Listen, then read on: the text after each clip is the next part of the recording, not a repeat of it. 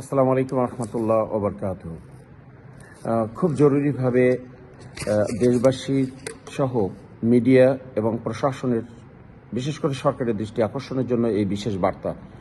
আমরা দেখতে পাচ্ছি গত 18 তারিখ থেকে আজ পর্যন্ত ঘটে যাওয়া দাওয়াতের মেহনতে টঙ্গী বিশ্ব ইজতেমাকে কেন্দ্র করে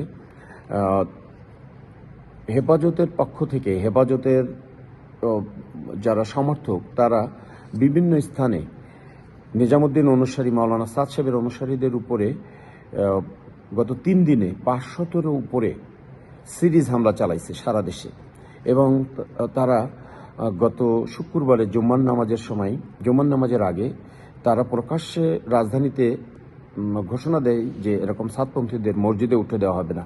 তার ফলশ্রুতিতে তারা বিভিন্ন মসজিদে বাংলাদেশের এবং মাদ্রাসাতে আক্রমণ করতেছে এবং মসজিদে নামাজরত অবস্থায়, কোরআন পড়া অবস্থায় বিভিন্ন নিরীহ সাতপন্থীদের উপর আক্রমণ করে তাদেরকে মারধর এবং নির্যাতন করতেছে। এবং পাশাপাশি আমরা এটা দেখতে পাচ্ছি যে হসপিটালগুলোতে যেন এইগুলোর পরে চিকিৎসা নিতে না পারে, সেই ক্ষেত্রে হসপিটালের যারা ডক্টর আছেন কর্তব্যরত এবং পরিচালিত যারা প্রধান হিসেবে আছেন হসপিটালে, তাদেরকে উৎসাহ দিচ্ছেন এবং তাদেরকে এইভাবে বলতেছেন যে তোমরা ঘোষণা দাও যে সাতপন্থীদেরকে কোনো ট্রিটমেন্ট দেওয়া হবে না। তো বাংলাদেশে স্বাধীন এবং নাগরিক হিসেবে চলাচলের যে অধিকার, সাতপন্থীরা যেন এটা সীমিত হয়ে যাচ্ছে। তো আমরা দেখতে পাচ্ছি যে বিভিন্ন সাথীদের সাতপন্থী বলে তাদের বাড়িতে হামলা হচ্ছে, তাদের ব্যবসা প্রতিষ্ঠানে হামলা হচ্ছে এবং তাদের চলাচলেও বিভিন্নভাবে হামলা করা হচ্ছে।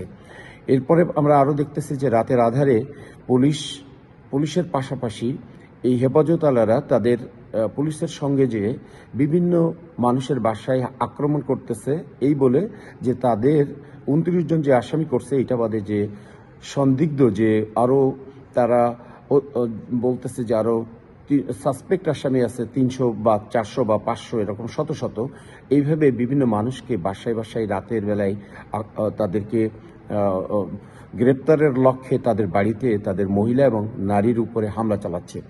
এবং এক্ষেত্রে আমরা দেখতে পাচ্ছি যে পুলিশ বাহিনী সরাসরি হেফাজতকে উৎসাহ দিচ্ছে।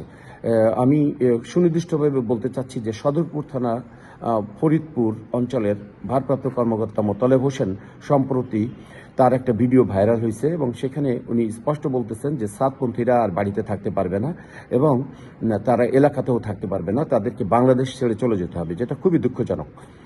একজনের মতাদর্শ যে কেউ পালন করার বা লালন করার ক্ষমতা রাখে দেশের সংবিধান অনুসারে। তো আমরা দেখতে পাচ্ছি দেশের সাংবিধানিক অধিকারকে ক্ষুণ্ণ করা হচ্ছে।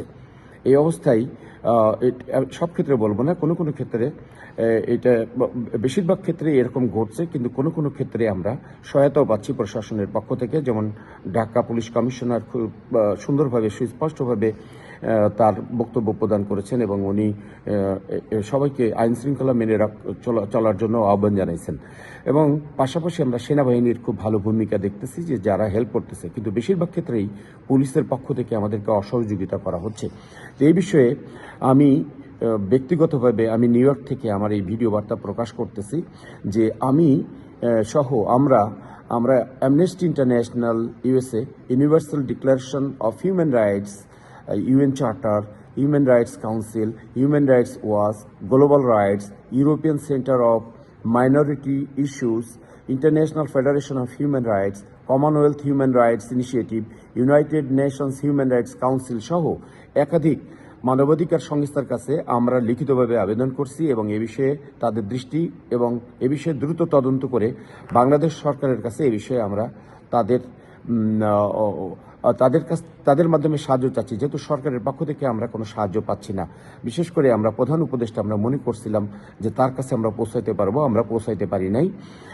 আমরা জানি যে মাননীয় প্রধান উপদেষ্টা এবং সেনা প্রধান ওনারাই শুধু আন্তরিক। এই সরকারের মধ্যে ধর্ম উপদেষ্টা এবং স্বরাষ্ট্র উপদেষ্টা সরাসরি হেফাজতের হয়ে কাজ করতেছে এবং তারা আমাদেরকে সম্পূর্ণভাবে আমাদের পুরো এই দাওয়াতের কার্যক্রম সহ ধ্বংস সহ এবং সাধারণ জীবনযাত্রায় সাধারণ মানুষদের জীবনযাত্রা যেন ব্যাহত হয়, নষ্ট হয়, সামাজিকভাবে যেন তারা হেয় হয়, তাদেরকে প্রতি পদে পদে বাধার সৃষ্টি করে, এভাবে তাদেরকে উস্কে দেওয়া হচ্ছে। স্বরাষ্ট্র উপদেষ্টা সরাসরি বিশেষ গ্রুপকে এরকম উস্কে দিচ্ছেন। আমরা এগুলোর তীব্র নিন্দা জানাচ্ছি এবং এ বিষয়ে আমরা আরও প্রয়োজনীয় পদক্ষেপ গ্রহণের জন্য আমরা আন্তরিকভাবে আমরা চেষ্টা করব। প্রয়োজনে আমরা ইউএস ডিপার্টমেন্ট অফ স্টেটের মাসিক কনফারেন্সে এই বিষয়টা তুলে ধরার জন্য নিজেদেরকে প্রস্তুত করতেছি এবং আমরা অ্যাপয়েন্টমেন্ট চাইছি। তো এই বিষয়ে আমরা সরকারের দৃষ্টি চাই এবং হেফাজতের সন্ত্রাসী কার্যক্রম এদেশে বন্ধ করার জন্য সরকার যদি কোনো তড়িৎ পদক্ষেপ না নেয় এবং মানুষের জান মাল নিরাপত্তার জন্য যদি কোনো ব্যবস্থা না নেয়, তাহলে আমরা বাধ্য হব ইউএস ডিপার্টমেন্ট অফ স্টেটের নজরে এই বিষয়গুলো আনা।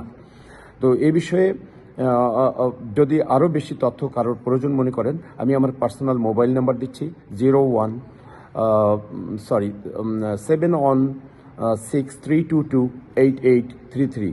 আমার নাম শেখ ওয়াহিদুজ্জামান, আমি নিউ ইয়র্ক থেকে বলছি। আসসালামু আলাইকুম রহমতুল্লাহ।